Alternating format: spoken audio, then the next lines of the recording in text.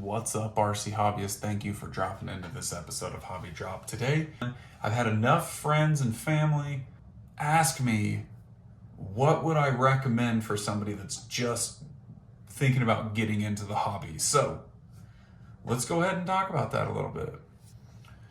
All right, so the first thing you're asking yourself is, what kind of truck do I get? What are the options? What's even out there? Where do I start? So the first thing to think about is, what scale are you wanting to start with? So there's 24th scale, there's 18th scale, and then there's 10th scale, and you've even got 6th scale in a couple of options. And then there's a few rigs that are kind of in between, but those are your general categories, okay? Now, the 24th scale. So the 24th scale is fun if you don't have access to a lot of really good terrain. I'm very blessed here in southern Utah to have amazing terrain to drive on. And so the 24th scale just doesn't make sense for me. But maybe you live in the middle of New York City and you don't have a lot of places to crawl. So a 24th scale where you can build your own little setup could be a great idea, great option. Okay, jumping into the 18th scale. Here's your 18th scale. This is UTB 18. A lot of people refer to it as the Mini Capra.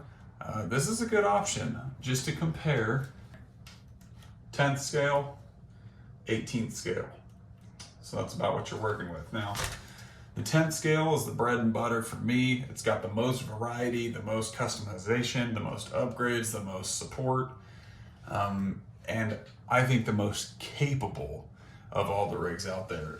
It's got enough speed if you're thinking about just doing trails. It's got a lot of performance opportunities if you're looking to get into the competition scene, okay? This is where most people in the hobby are at, is right here with the 10th scale. But then you do have the 6th scale. I've never driven one of these rigs.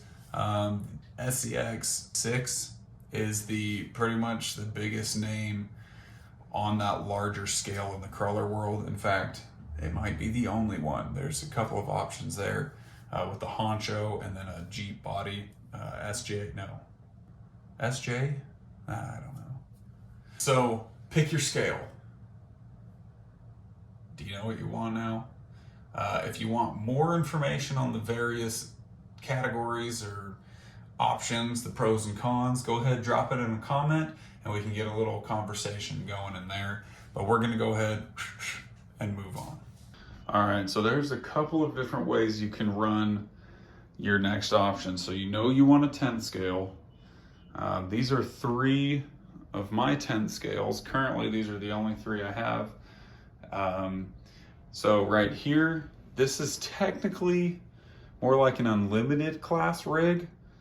So you've got a limited, and then you've got MOA, which is motor on axle, okay?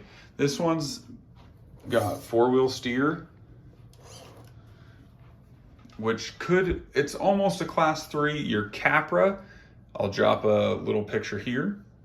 Your Capra is a class 3 style rig, and it's got the 4-wheel steer. So that means that all of your wheels turn, okay? You basically have 2 front axles. Your next option, this is like a class 2 rig, which only the front turns, okay? So the rear is just straight like, like your standard car. We've got the bumpers on here. You got the full body. This one is the same deal. Got the bumper on the front, bumper on the rear. And this is kind of your most common. Most RTRs that you're gonna buy ready to runs are gonna be in this class 2 range. So now you have to ask yourself, do I want to run trails, or do I want something that's a little more comp capable, running some harder lines? So that's your next question, okay? Because if you're looking for scale, if you're looking something that really looks like it could be out on the road, then there's totally different options than if you're wanting something that's very capable. So if you want something that's really scale and just as realistic as possible, the number 1 RTR that I'm going to recommend to you is the Night Runner. Okay, it looks like a Tacoma body. It's got all sorts of goodies on it. Super good looking truck. Now, if you're looking to go more budget friendly, the Redcat Gen 7 Pro is a pretty good looking rig right out of the box. But with both of those trucks, your options or your capability is going to be more limited. So you're just going to be running down some trails and kind of flying around in the dirt. They're not super fast, but it's just, going on a hike, letting your rig run in front of you, not getting real crazy with the obstacles and the angles and the side hilling and all that stuff, okay? Now, if you're wanting something more capable, you've got the two options. How much are you trying to spend? Price isn't really an issue. That takes you up into the $400 to $500 range, $500 to $600 even, probably more like your $500 to $600 range. Versus if you're trying to get into it on a budget, you're going to be in that $300 range, and I would recommend the Redcat Ascent. Ledge, we couldn't get that. We couldn't get that before. Are you kidding me? Are you kidding me? Did you look at how much easier that was, you guys? Okay, let's see if we can complete this climb. Frag. Let's go. Let's go, Redcat Ascent. That's a great budget-friendly way to get in. Now, don't be fooled, okay? There is a Redcat Everest 10.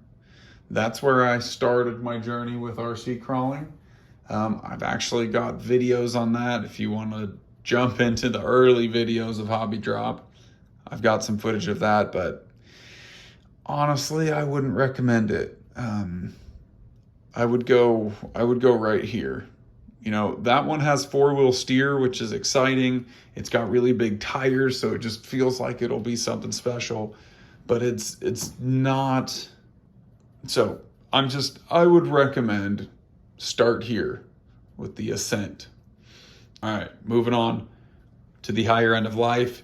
You're looking for an RTR, something that you can pull out of the box and start driving.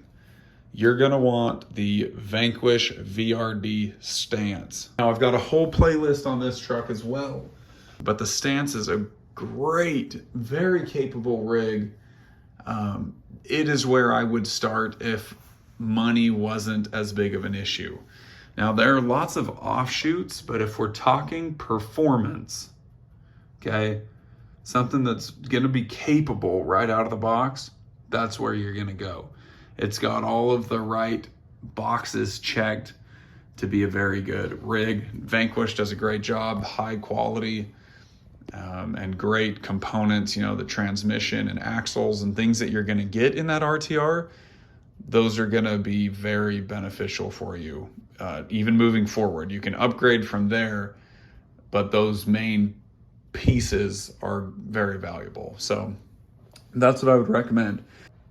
If you're like, hey, I used to be into the hobby, I used to mess with RC cars a lot, I've got a mechanical background, I know how to build and work with, my hands and gearing and tooling, maybe a fun option for you could be something like a builder's kit. Okay, so I ended up buying this guy. This was my first kit, but you can see this is all that it comes with, okay? No body, no electronics, no wheels, no tires.